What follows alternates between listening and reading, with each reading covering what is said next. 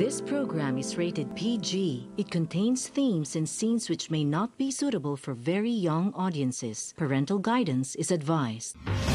Be advised that the views and opinions of the hosts and guests do not reflect those of the station.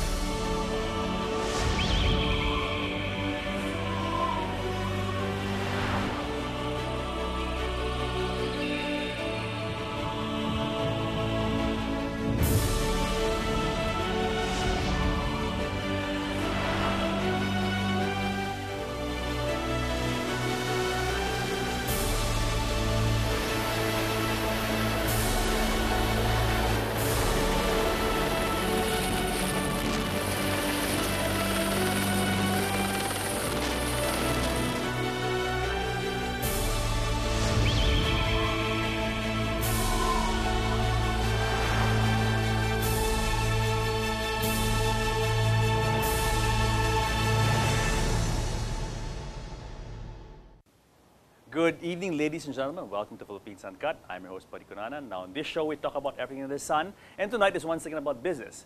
You know, folks, for the past few weeks, we've had some of the country's best and most successful entrepreneurs on the show.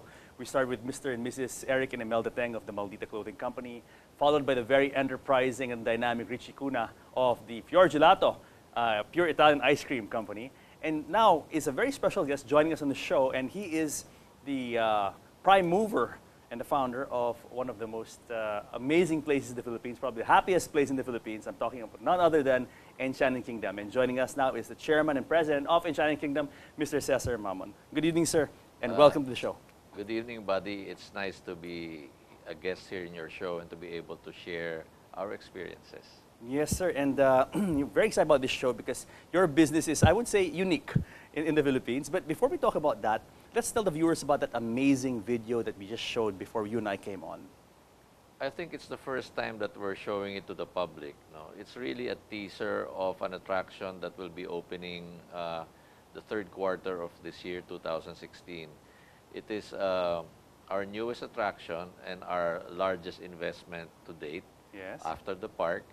It will be something about the Philippines from an aerial perspective, as if you were on the back of the Philippine eagle, which is our national bird. Wow. Alam niyo po, sir, when I was watching the video, I was getting goosebumps because it's that beautiful, that majestic, that captivating, the music and all that. It really is a pro job, a class act, 100%.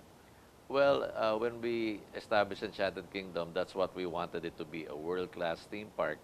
And this new attraction that will be opening in a few months really will set us apart from the local scene and perhaps bring us to the next level, and that will be as a regional player in the amusement and attractions industry in Asia. Bravo. Sir, we'll talk more about Aguila launching in 2016 as we proceed with the show. Let's talk about you po.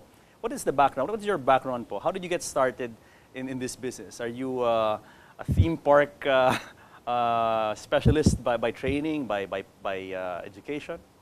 In hindsight, I wish maybe I were, but I was not. In fact, I was educated to be a farmer. And that's how my first 20 years of business was. I was in agribusiness, and we were farming sugarcane, palay, and also dabbled in livestock.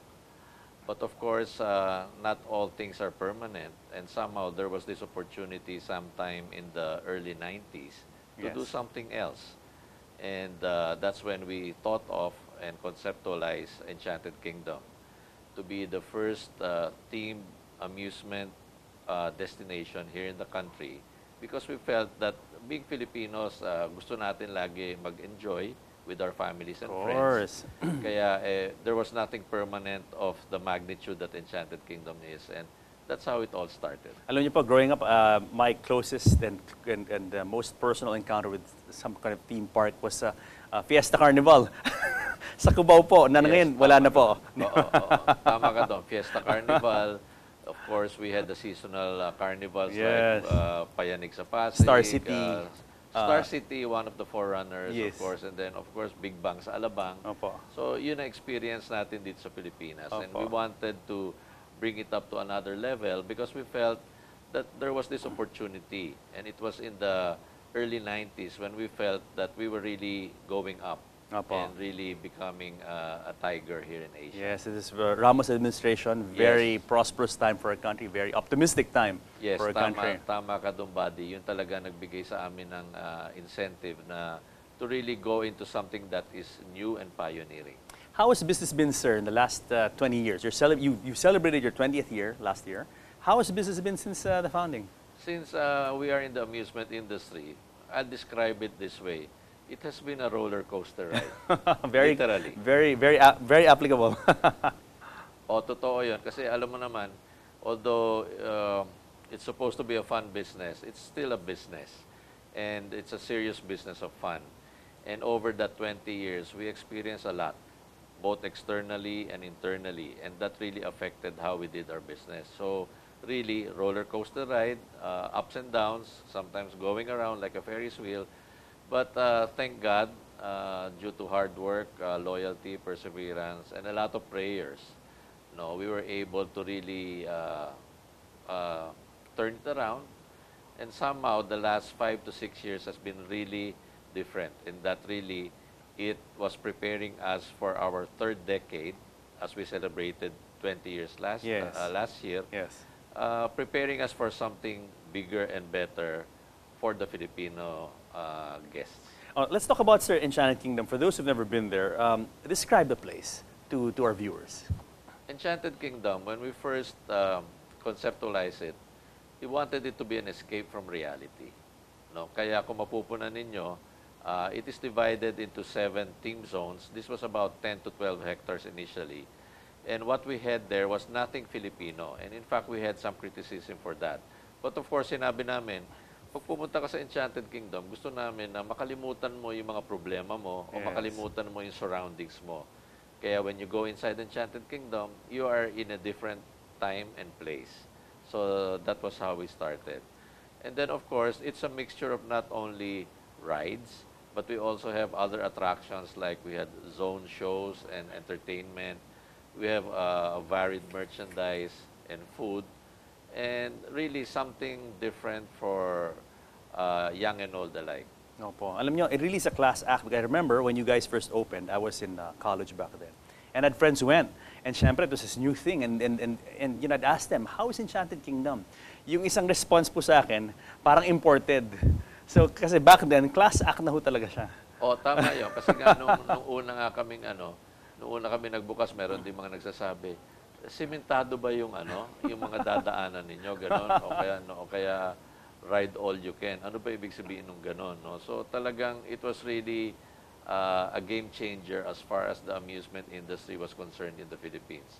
And we're trying to keep it that way as we go into the next decade. What is the appeal po, do you think, to the public of fantasy theme parks? Kasi you said it's there's something for everyone, no? Young, old, any age, even seniors. Ano po yung appeal ng fantasy theme park? Kasi pati ako po, even I'm no longer in college, I'm an adult, and I love going to a place like this. Well, gaya na sinabi ko, initially parang it gives you an escape from reality. And because it's an escape from reality, when you want to forget something, then for a certain time you feel good when you're in a theme park. And then of course, when you're with your family, you want to see the smiles in the faces of your children, of your loved ones. Kung nanliligaw ka noon o even ngayon, no, siyempre it has become also a dating place because maybe it's an opportunity that you can be closer to each other, maybe understand each other. So talagang when you're in a theme park, you're in another world. But it's not too far a world that it also keeps you within reality. Yes. What are the pillars of Enchanted Kingdom in terms of attractions? Because I understand you've added over the years, but what are the mainstays? What are the most popular attractions in your park, sir? When we conceptualized the theme park with the help of our foreign designers and consultants, we made sure that there was something for all ages, no? Of course, hindi naman lahat ng mga audiences or mga guests would go for the exciting rides. At meron din naman iba gusto rin para sa mga bata. So, doon sa 7 theme zones natin, there are signature rides for each zone. And of course, it depends on which zone it is. But merong, for example, in Spaceport, which is like the space age, we have the biggest roller coaster in the country, yung Space Shuttle. And then for the Portobello zone, which is like Caribbean Fort, we have Rio Grande, which is a river raft ride, which is a family ride. Yes. Kasi 8 kayo na pwedeng sumakay at mabasa doon sa tubig. At hindi siya masyado nakakatakot po yung roller coaster kasi hindi para sa lahat eh. Oo, tama ka doon. In fact, yung roller coaster nga, dalawa yung roller coaster Opo. natin. Meron yung Space Shuttle at nandun yung roller skater. Opo. You can start with the roller skater kasi wala itong twist and turn, no? Pero may konting speed. Opo. At saka pwede mo isama yung mga mas younger of your children or friends. Opo, kasi yung the space The that's Space Shuttle, that's pretty intense. yes, I've seen kasi it turns you around 3 times forward and 3 times backward. Oh my, oh my. That's definitely not for me po. I like to go for the tamer attractions put that way.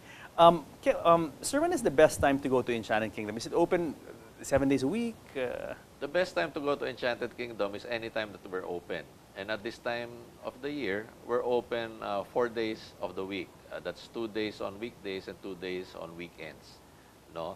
But as we go into summer, we increase this number of days, Opo. depends on the demand. Yes. And of course, during the very busy Christmas season or the 4th quarter of the year, nagbubukas kami ng daily at longer hours. Opo. Ngayon, I would say the best time really is, first of all, on weekends. We have more to offer on weekends. We have longer hours. We have the fireworks. We have the shows, entertainment shows. No? Nice. So, pag weekend, maganda. Opo. And then, if you want to ride, it's nice to be there when the park opens at 11 a.m. Opo. because that's when you still have the crowds starting to swell. But if you want cooler weather and don't mind really lining up in the queue lines, Yes. then go around 3 to 4 p.m. in the afternoon and stay with us for dinner and then also for fireworks and our magical moonlight parade, which is a new one. And then until we close at 9 p.m. or even extend sometimes, depends on the crowd that we have. And we've been having crowds this past few weekends. Very nice, very nice. What about the dining facilities? Is this all, do you outsource that or do you operate it yourselves? It's a combination of having some name brands or concessionaires inside, in specifically or more in our bandstand area. And we also have like a full-service restaurant that we operate ourselves, plus a sprinkling of carts and kiosks around the park in all zones of the park. Mr. Mamo, let's say rainy season, how do you deal with that? Because sometimes it rains non-stop for 3 weeks here in the Philippines. Alam natin yon. How do you deal with it in the park? How do you manage that? Well, for one, it's something that's uncontrollable. And when when the park was first designed, it was not really taken into consideration the weather in the country. But of course, now as much as possible, we've tried to increase our covered areas. But not only that, we've also offered rainy day specials. Ano po yun? No, yung rainy day special is that, for example, it rains during a certain time of the day and you're in the park, then there's a chance that we will offer free return tickets. Ah, No, it okay. depends on the amount of rain that we get. No, plus there are other promos that we can offer during this time of the year. But it's the rainy season, or the traditional rainy season. We're usually open only about 3 times a week, Okay. Friday, Saturday, Sunday. Yes. No? Kasi this is also the time, the start of the rainy season is also the time that children go back to school. So, and then all the expenses are focused on education. So talaga may lean season kami, and most of all, this is an opportunity for us to be able to make repairs and to be able to fix the rides, etc., do preventive maintenance. It is that time between June and late August. What about costs, sir? Price points? How much are your entrance fees? Well, right now, very competitive if you consider that we have more than 30 rides and attractions that you Wow. can enjoy for free once you pay. Now, on weekdays, we charge 500. That's the rack rate for adults. And on weekends, it's 600 pesos. Okay. But of course, we have more cheaper pricing for senior citizens and also for younger or smaller children. Interesting. Okay, talking about senior citizens, what can seniors naman enjoy po in a theme park like Enchanted Kingdom? Siguro unang-una, seniors can enjoy being with their grandchildren. Yun yung number one. No, seeing their grandchildren enjoy. No, but one thing they may not enjoy is spending for their grandchildren because pag nandun na yung mga bata at sinabi gusto ko ito, Nako. gusto ko yung gano'n, siguradong hindi makakaindi si lolo at si lola. Or the merchandise, syempre. Yun, di ba? ganun nga. That's what I meant. Pag nagtuturo na yung mga Nako. apo, hindi na makakaangal si lolo at si lola. Pag yung mga magulang, pwede pa. Pero pag yung lolo at lola, hindi pwede yun. And we are just, siguro kami ni Mrs. Mamon are prime examples of that. But how about rides? Meron bang mga senior-friendly rides or exhibits or that kind of thing you could recommend? Meron naman. Opo. Kasi unang-una na siguro doon yung aming mga entertainment shows which are Yes. in-house musicals that we have developed. No, they change every quarter of the year. May theme, may OPM, may summer, may Christmas, Oh, nice. may passion play. And then, of course, we have our simulator theaters, which are not really too thrill-oriented. It's for all ages. And then, of course, you have our restaurants to also to enjoy and just sit and just feel the ambiance of Enchanted Kingdom. How wide a variety of dining do you have there? I mean, is it all fast food type or do you have semi-fine dining, that kind of thing? May semi-fine dining kami. Meron kaming air-conditioned restaurant, which Opo. is between the Spaceport Zone and the Jungle Outpost Zone. So doon, iba-iba yung offerings doon. May Filipino food, may continental food. So that's for sit-down style, no? And it's semi-serviced.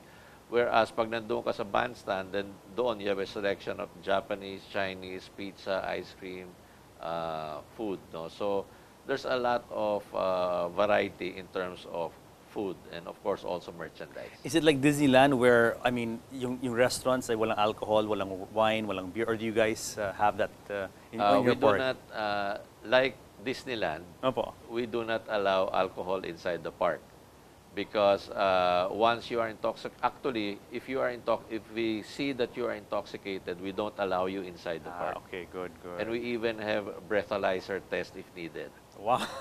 No? Because it's very dangerous for someone who is intoxicated Of course. to take the rides, and if something happens, we might be liable. Sure, sure. Mr. Mammon, we have to pause for a break. When we come back, we'll talk about the marketing, the founding, what inspired you, and the themes behind all your new rides and attractions. So guys, stick around because more of Enchanted Kingdom when Philippines Uncut returns.